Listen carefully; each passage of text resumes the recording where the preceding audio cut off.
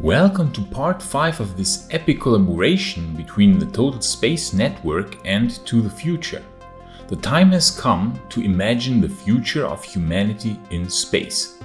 And of course, we cannot imagine a future for humans in space without talking about Mars.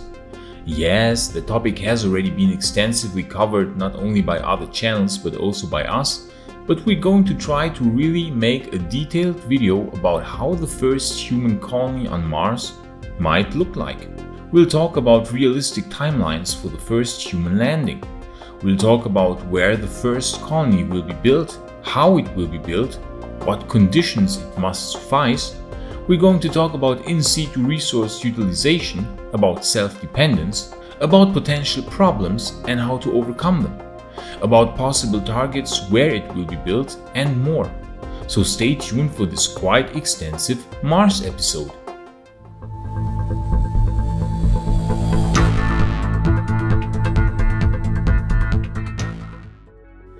In the first 3 episodes of this giant collaboration with our friends from the Total Space Network, we were talking about the past of humans in space. From the beginnings of human spaceflight in the 60s, to the moon race and the incredible achievements of the Apollo era, to humans living in space for longer and longer periods of time among the first space stations, then to the present with the ISS, and to the near future and humanity's return to the moon with the Artemis program. In this last episode, the Total Space Network talked about how the Artemis program is going to look, about the Lunar Gateway, and of course about SpaceX's involvement in all of this as part of the human lander effort with their Luna Starship. So go and check out their channel, link of course in the description, and they also release their videos in podcast format, which you can download on all kinds of podcast websites, for example on Apple Podcasts, but also on their own website, link also in the description. Okay, so first of all, why should we settle other planets? We often hear people say things like, why should we even bother to build colonies on other worlds, on the moon or even Mars, when these worlds are so hostile towards human life? What is the point of all this? Well, there are really many reasons why humanity must evolve and become a spacefaring civilization. A civilization that not only calls Earth home, but also the moon, Mars, and later other planets or moons. The first very big motivator is human curiosity. Humanity started out millions of years ago in Africa, but were our ancestors content staying there? No. They started venturing forth ever further away from the cradle, exploring new strange lands, encountering many obstacles and dangers in the process, and we are sure many did not survive this perilous journey. Had humanity stayed in Africa, would we even exist now? Probably not. Had we stayed in one environment, climate change, droughts or other natural disasters would have probably wiped us out a long time ago. It is therefore evolutionary ingrained in us to explore and to conquer new living habitats. Even living habitats that are hostile, like for example Northern Europe in the Ice Age. That certainly wasn't a friendly place to live in. There are humans nowadays living in all corners of the planet, and that, among other things, enabled us to survive on this often dangerous planet. But we still live on only one planet. After thousands of years of recorded history, after many advances in technology, after decades of spaceflight, we still only live on this one planet here. Every single human being lives on this planet, and yes, sorry, but we also include the International Space Station here because it is so close to Earth, circling at only 400 kilometers above the surface, that from a larger point of view it's really still living on planet Earth. Now say something should happen to Earth. We saw that a global pandemic is a real thing, not some made-up Hollywood fantasy. Imagine a virus would be released 1,000 times as deadly as the one that is currently plaguing us. Humanity would cease to exist on Earth and thus everywhere in the universe. This funny race of bipedal primates would be no more. Much to the dismay of many alien races, who would lose their prime entertainment in laughing about our stupidity. Or a supervolcano eruption, or a gamma ray burst.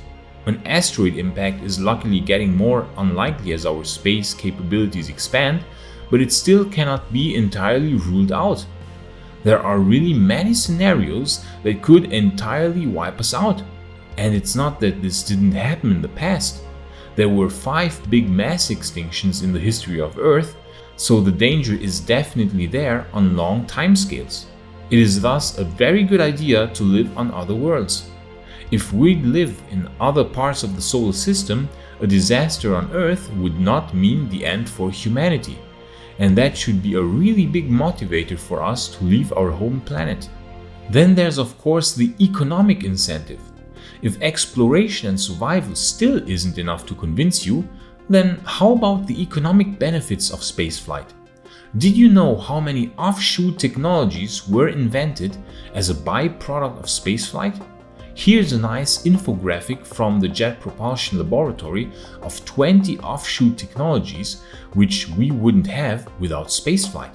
For example, camera phones, scratch-resistant lenses, CAT scans, LEDs, landmine removal devices, athletic shoes, foil blankets, water purification systems, dust busters, ear thermometers, home insulation, jaws of life, wireless headsets, memory foam, freeze-dried food, adjustable smoke detectors, baby formula, artificial limbs, computer mouse, and the portable computer. We are sure there are many more, but it's still surprising that so many technologies which we would not intuitively link to spaceflight were created as a result of spaceflight activities as far back as the space race era of the 50s and 60s.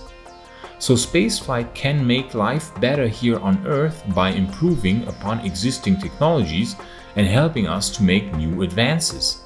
And of course, apart from the secondary economical benefit of spaceflight, there's the primary economical benefit of huge new business opportunities in space. SpaceX is the beginning of this new space economy. Elon Musk's famous company is basically the first solar system transportation company that will enable us to get from the Earth to other destinations in the solar system. They will also provide communications with Starlink. There will be huge asteroid and moon mining companies. All these companies, most of which don't even exist today, will be trillion-dollar companies in 50 to 100 years, and the space economy will at some point dwarf the Earth economy in terms of revenue and profit. So these are some really strong motivators to get our lazy asses off this planet here. I mean, yes, sure, it's a really nice and comfy planet, but most of you also don't live at your parents' home anymore, right? So it's really time to leave, and of course there are 2 very obvious destinations. The first is the moon. It's really a logical choice, well, because it's really near and has many other benefits about which we already often talked in previous videos. And then there is the other famous target, namely Mars. But why Mars? Why is Mars the most obvious choice for humanity's first off-world colony on another planet? Well, there are really quite a few reasons for that. First of all, it's our neighbor planet, so it's really the nearest to us and the easiest for us to get there, apart from Venus. But Venus unfortunately experienced some pretty bad things in the past which transformed a potentially once beautiful second blue planet into a brutal hellhole. So it's not really advisable to live there, at least not on the surface. So Mars really is the most logical choice regarding distance. But apart from the obvious reasons, Mars really has many other things speaking for it. For one, it's a rocky planet with a solid surface.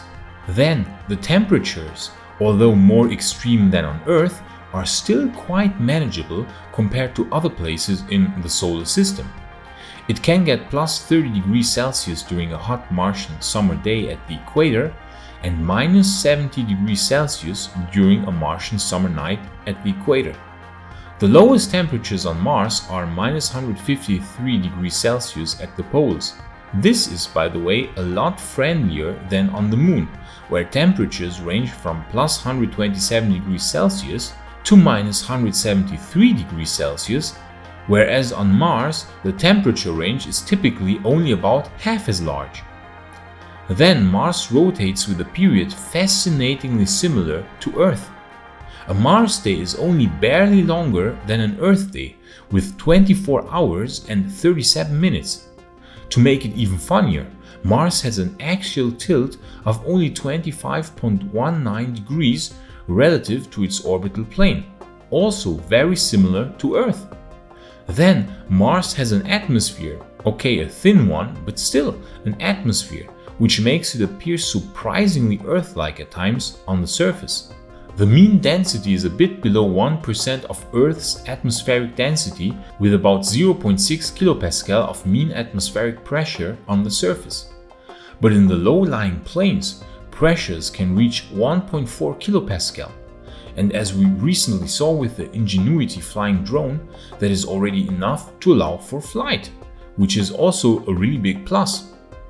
Then we must also talk about surface features. Mars has many surface features that are really surprisingly Earth-like. There are landscape formations, sediment rocks, and dried out riverbeds, where you wouldn't know if you'd be standing in the desert of Arizona or on Mars. So Mars really is the most obvious and best choice for our first colony on another planet. But of course, there are also challenges to be overcome. For example, Mars doesn't have a protective magnetic field as the Earth does. Only local pockets of residual magnetism from ages past where Mars still had a magnetic field. But the planet being too small, it cooled too fast and couldn't maintain the field. Therefore, Mars is being now bombarded with solar and cosmic radiation and is losing atmosphere at a rate of about 100 gram up to 1 kilogram per second. The radiation equivalent dose on Mars is about 230 millisieverts per year, as measured by Curiosity's onboard dosimeter instrument. Of course, we'll talk about how to overcome this apparent problem. Then, Mars being only slightly larger than half of Earth's diameter, Mars is a lot lighter than Earth. It has only 10.7% of Earth's mass. The gravity is therefore a lot lower, with only 37.6% Earth standard gravity. So our first colony on Mars will have to overcome some challenges. But where should it be built and how? Well, the how part some people are currently working on. You know, these people here that send up huge rockets called Starship on a regular basis and try to land them, sometimes failing in a spectacular manner, but more often also succeeding in some form or another. What the people working at SpaceX really are doing is to build a multi-purpose space vehicle that will fly humans to the Moon and even to Mars. It will be the Mars Colony Transporter that will bring the first settlers and cargo to Mars in order to build our first colony. That is why SpaceX is currently the most important company of humanity with regards to human spaceflight, much to the dismay of Jeff Bezos. And since our survival is 100% tied to human spaceflight, we are arguing that it might be indeed the most important company on the planet right now. So, Starship will bring us to Mars. Elon Musk, the CEO of SpaceX, wants to build a large fleet of these Starships, actually Starship and Super Heavy, which is the entire rocket system that will bring people to Mars. This rocket system will be able to land 100 metric tons of cargo on the surface of the red planet in one go, thanks to orbital refueling.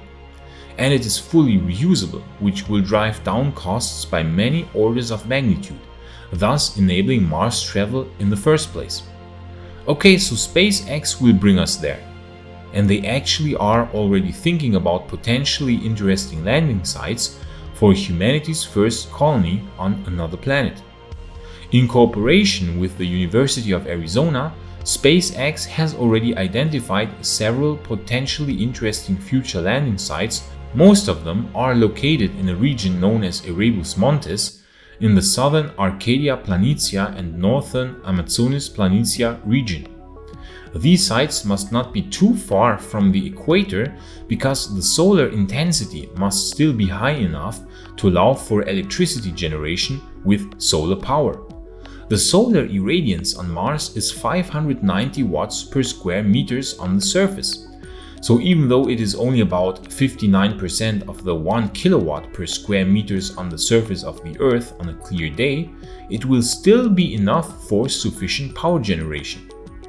But it should also be sufficiently far away from the equator to allow for large underground water ice deposits, which are only present in the northern and southern latitude regions.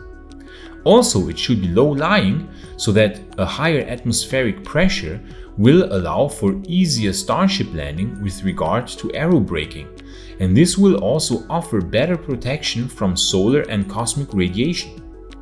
The Erebus Montes region has been identified to suffice all of these conditions and will thus be a potential future landing site. Plus, there are also large underground lava tubes present in the area where exobiologists might be able to find signs of Martian life hidden deep underground in these huge caverns. Also, water ice and mineral ores are probably present there in large quantities. Okay, so let's now say that we are in the future, around the year 2030. We think that 2030 is a realistic time frame for the first humans traveling to Mars with starships. Plus minus a few years, of course, since we know that there are large uncertainties with regard to the future Starship development timeline. The first manned mission to Mars could already take place in 2027, but maybe also as late as 2033. We cannot know right now, but if we look at the current rate of progress with Starship at Boca Chica, we can assume that around 2030 is realistic. So how will this Mars Colony 1 look? Before the first humans land at Erebus Montes, if this region should indeed be chosen, cargo starships would have already brought a lot of stuff there before the first people would even land. Power generation systems, meaning solar arrays, buffer storage batteries, and probably also NASA kilopower thermoelectric nuclear generators. Because reliance on solar power alone is not a good idea on Mars, due to huge global dust storm events that can cloud the sky for months, blotting out the sun quite dramatically, nuclear power will thus be necessary as a backup energy source. Then, propellant production. The propellant for the return trip will be created on site using so-called in situ resource utilization. This means using the resources that are present directly there on site. Liquid methane and oxygen can be extracted directly from the Martian atmosphere using the famous Sabatier process. CO2 is extracted from the atmosphere and is being mingled with hydrogen under high temperature and pressure, yielding methane and water. The hydrogen for the first part is being won by splitting water into hydrogen and oxygen via electrolysis. So everything needed to create propellant for the return trip is directly present on Mars. Of course, habitats will also be brought to Mars. We assume it will be some form of expandable habitats at first. It is also highly advisable to build some sort of regolith dome structure above the habitats in order to protect against the radiation. 3D printing will play a crucial role here, so 3D printers will also be on board the cargo flights. We said that the average radiation dosage equivalent on Mars is 230 millisieverts per year on the surface. But such a protected habitat shelter would reduce this radiation by a factor of 100. Thus, radiation would not be a danger anymore. This is only but one of many possible configurations for the first habitats. The companies Hassel and EOC have shown a really interesting concept for the first small Mars bases using exactly such a combination of expandable modules and 3D printed regolith domes in order to overcome the radiation problem. Another interesting habitat concept is Marsha from the company AI Space Factory. They also want to use 3D printing to construct these high cylindrical structures. They would use special plastics, and in combination with a very tall design, it would also reduce the radiation exposure a lot as compared to the surface level. Another really interesting design for the first Mars city, which we recently saw, is Nuva by the architecture firm Abibu. We find this design particularly interesting and realistic since it solves key problems at once. Building the habitat into a canyon wall would drastically reduce cosmic and solar radiation exposure by orders of magnitude, just by using the naturally occurring surrounding rock formation of the canyon wall itself. These tube-like habitat structures would be connected to each other inside the canyon wall or mountain, and here boring machines from the Boring Company would of course be an obvious and perfect choice. By the way, on this topic we're planning another collaboration with Will from the awesome channel A Boring Revolution in order to explore such interesting ideas a bit more.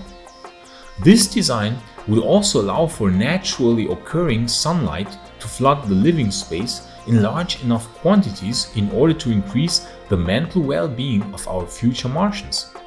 Because let's not forget that we humans are really sun-loving creatures. We evolved with the sun, and many or our most fundamental body processes as well as mental well-being are heavily dependent on the sun. A lack of sunlight will lead to higher occurrence rates of depression and other mental disorders.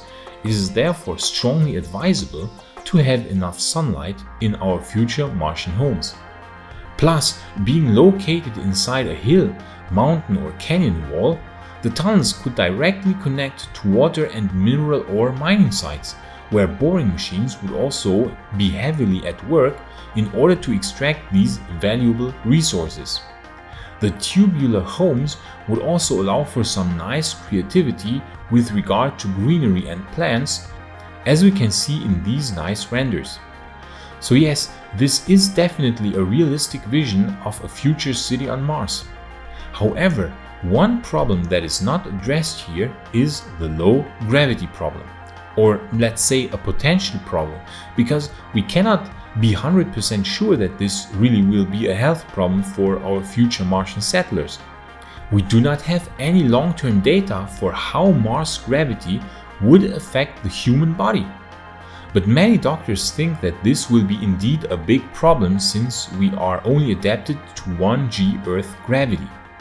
They think that the low Martian gravity will lead to many detrimental health effects, especially in children.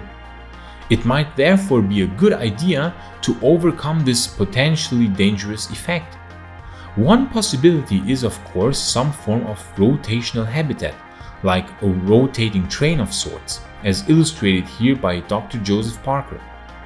He, by the way, has a really excellent space channel called Terran Space Academy, which we highly recommend you to check out. Or of course, if that turns out to be a bit too much of a hassle to construct, there is always the possibility of genetic manipulation. It has been shown that myostatin inhibition by increasing follistatin might lead to increased bone and muscle mass in humans. Experiments with mice have produced really muscular mice which have successfully withstood bone and muscle loss in 0G on the International Space Station. Future Martians might thus be genetically altered and have huge muscles. And yet again, Total Recall proved to be an accurate description of the future. Who would have thought?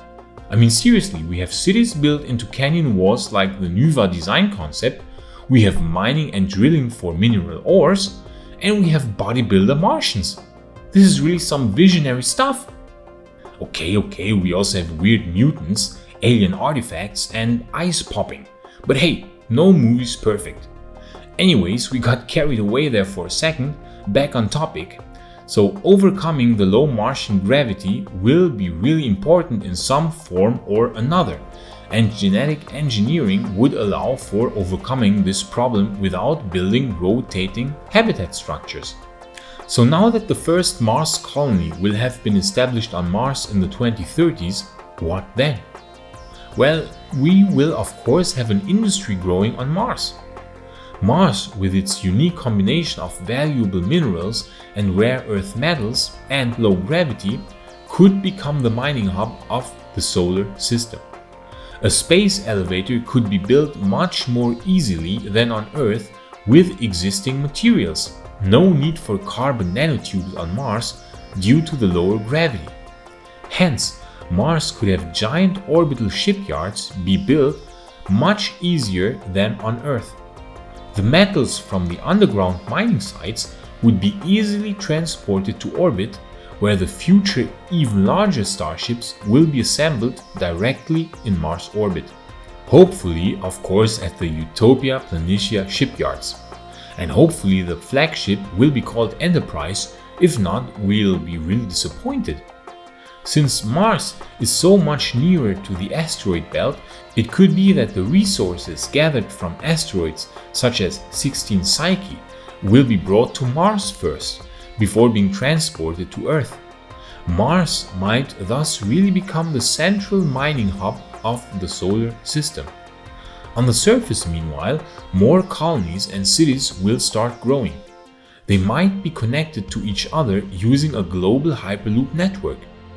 On Mars, building Hyperloops will be a lot easier than on Earth because you get them almost for free. You already have a near vacuum on Mars, and the usually low temperatures will allow for easier magnetic levitation by means of high temperature superconductors. There are many really interesting sites on Mars: the giant volcano Olympus Mons, the huge valley system Valles Marineris. They all could be connected via a global Hyperloop network. And who knows, maybe at some point then, in the very far future, the future Martians might even start the huge undertaking of terraforming the Red Planet. We also made a video on that topic where we explore if this would even be possible and what would have to be done in order to accomplish this insane mega project. Link in the description. So we hope we could convince you that Mars is a really excellent target for humanity and how Mars Colony 1 might actually look like. Check out the next video of the series on the Total Space Network's channel, which will be released next week and which will deal with the further future where humanity will build colonies in other places of the solar system.